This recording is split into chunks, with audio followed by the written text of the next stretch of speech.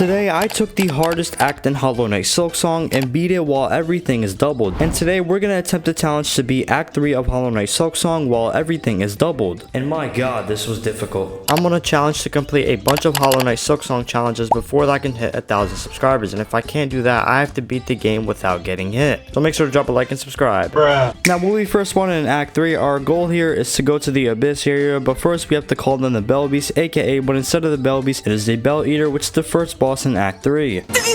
When Bell Eater is doubled, the whole fight turns into a mess right away. You drop in it, and instead of one shape coming out of the ground, two of them tear through the floor at the same time. Both move fast, both break the walls, and bells start dropping like rain. One hangs on the wall while the other slides under you, both roaring and shaking the whole place. The ground never stops moving. Every time you think it's safe, another one shoots up from below and blocks the way. The bells keep falling from the ceiling, bouncing around and rolling until the floor is full of noise and danger. When you hit one, the other one comes charging right after, giving you no time to breathe. They chase you from both sides, one going high and the other going low, and the camera can barely keep up. The sound mixing together, two wars, two sets of steps, two crashes, and you can't even tell where the next one's coming from half the time. When they both start their second phase, it just gets worse. They throw more bells, move faster, and corner every part of the room at once. Now, I went into this challenge thinking I have some type of chance, but no. This boss is extremely hard. I died over and over and over again, but basically after we defeated him, the Bell Beast shows up, we sing our song one last time, and we learn the beasting call.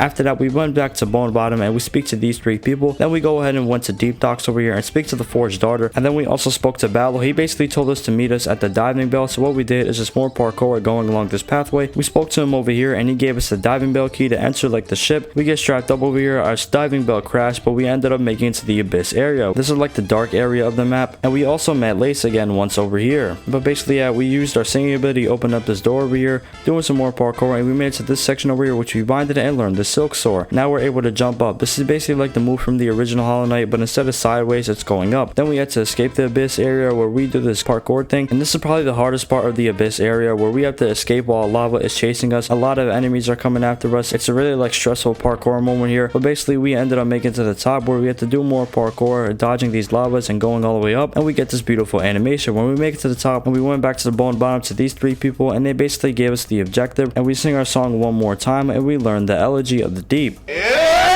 And they basically gave us objectives to get 4 different hearts scattered throughout the map. So obviously we went all the way to the first one over here and we sang our song inside this thing, and we enter like the Coral Tower where we do the super jump, and we entered the hardest one out of the 4 of them. In Coral Tower, you climb through these tall coraline spires where enemies don't stop coming and every wave feels heavier than last. There are these little coral shooters that hide behind walls and fire sharp projectiles, and then spikes and coral fragments burst at the ground when you least expect them. There are also flying parasites that swoop in from above and try to drag you into corners, and in the later waves there are double waves where 2 or 3 of the tough ones spawn at once while you're trying to juggle all of them. I died so many times here trying to get through because the room gets tight, the floor gets busted up, and those projectile bugs keep your focus split, so you miss the heavy attackers. At one point I barely dodged the darting shooter, and right after the dashing claw, bugs come in and hit me the moment I lost track. You stupid. They're not. The waves feel like someone stacked harder enemies on top of each other. You clear one set, catch your breath, and then bam, a new set with even more traps and even less room to move. By the time you're near the top of the spire, the platforms are broken, the coral bits fall from overhead, and you're fighting in the middle, collapsing rock and enemy waves. It's not just the enemies, the environment hammers you too. If you slip or fall, you get hit by an enemy you didn't even see coming. I kept retrying, kept dying because the pattern changed, the speed changed, and what worked one wave didn't work for the next one. Now at the end of the wave, I couldn't just super jump because this dude kept attacking me, and as long as he's not dead, I can't super jump, and these coral towers just keep jumping at me. So finally I defeated it and then used my super jump, and now we're fighting Crust King Khan. Crust King Khan sits at the top of the coral tower, and when the fight starts, he uses coral crust itself as its weapon. He summons thick columns from the ground or ceiling that rise up when you're standing, and you'll see dust or rumbling just before one pops out. Sometimes he sits from below with the pillar bursting up under you, and other times he drops one above or sweeps someone horizontally across the room. Oh my god. He also leaps into the air and then sends a diagonal pillar down, making you move fast to avoid both him landing and the spike of the coral coming through. But finally, after dodging both of their pillars, both of their spikes, we finally made it to the last and final hit, where we sliced him in half and we earned the encrusted heart, our first heart out of the 4 of them.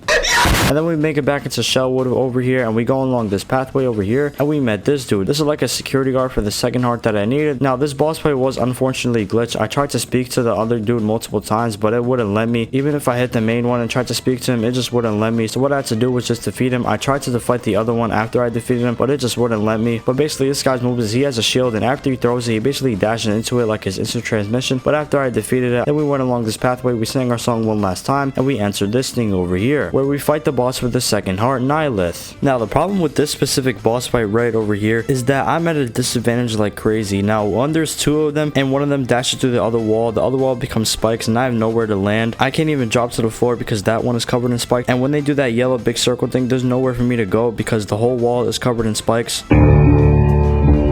I'm literally forced to get hit. I spent like hours trying to complete this boss. I was just completely lost. I didn't know what to do. I was getting hit by spikes. I couldn't stick to the wall. I couldn't stick to the floor. But finally, after a couple hours, I kept dodging it and I kept pushing through and I kept healing. I landed a last final hit where we sliced him in half, and I finally learned the pollen art. This is the second art that I obtained out of the 4 of them. After that, we went back into the Farfields thing where we sing our song one last time. We enter like the 3rd section over here, and we made it to our 3rd section where we get the 3rd heart. The big waves in the Hunter Hearts area gets crazy fast when everything is doubled. Bugs come from all the sides at the same time, small ones that dart and swarm you while the bigger ones stomp across the platforms and try to block your path. You're constantly jumping or sliding to avoid them, and the more you move, the more crowded the room feels. Sometimes 2 or 3 bugs shoot or dash at you once, while a bigger one swings his claws behind them, so you have to keep track of everything at the same time. Platforms shake, bugs knock each other into your path, and you have to dodge while also trying to hit something. Now, facing this boss fight twice feels brutal when everything's ramped up. Instead of one fast dagger queen you've seen before, imagine 2 fights stacked back to back with no break. Early on, she throws 2 curved sickles in opposite directions while jumping in the air, covering one side then the other. And right after that, she spins her blades in a dash that cuts across most of the arena. Then she changes the pattern. She leaps again and slams down, causing spikes or bones to erupt behind her landing point, and immediately follows with another wave of sickle throws that angle outward from her position. You track one sickle set, dodge the slam, and by the time you think you're safe, she's already winding up another chain swipe. But finally, after dying over and over again, we landed a last and final hit, and we sliced her in half once again, and we learned the Hunter's Heart. This is the 3rd heart that I needed. After that, we went to the Green Prince over here, and we sang our song one last time, and then we enter like the green area called the Lost Verdania. Basically, in this area, we have to find multiple orbs that help the prince regain his memory of the song. So we obviously do that. We do more parkour along the pathway over here, going across these things, and we finally find the orbs that we need. There's like 5 of them, or even 6, maybe even 6 or 7.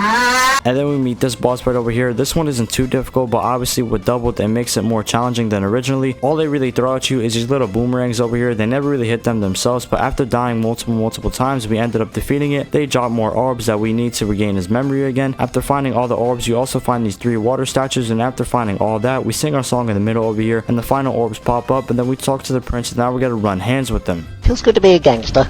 Now, I don't usually like to give up on challenges. That kind of ruins the name of the Swifty Fisher. You know, the great legend Swifty Master never used to give up on challenges, but this challenge almost made me give up. The amount of pain that I went through in this boss fight was just horrific. Now, usually I would just give you a big paragraph about the boss fight, but no, this one is just extremely difficult. First off, there's 4 of them instead of 2, obviously because of the doubled, and you can barely see the strings where they're gonna go next. They do it so fast, there's barely any room to stand because they zip through so fast. I spent literal hours on this boss fight, usually just healing, dodging, trying to dodge. Look how many silk lines are on the screen right now. It's an incredible amount of silk lines. Someone's gonna be in the comments like, do this without getting hit.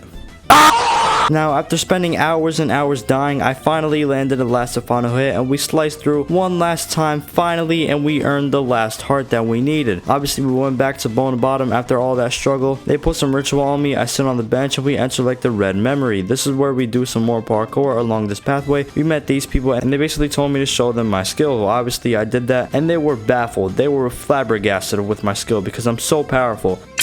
Then we met this thing over here, and we finally went down and saw this tree, and we finally went down, and we also obtained the Everbloom. Then we went back to the abyss, and we talked to Lace one last time, and she basically said, let's run the ones one last time. So obviously we dived down with the Everbloom in our hands, and now it's time to fight Lost Lace doubled.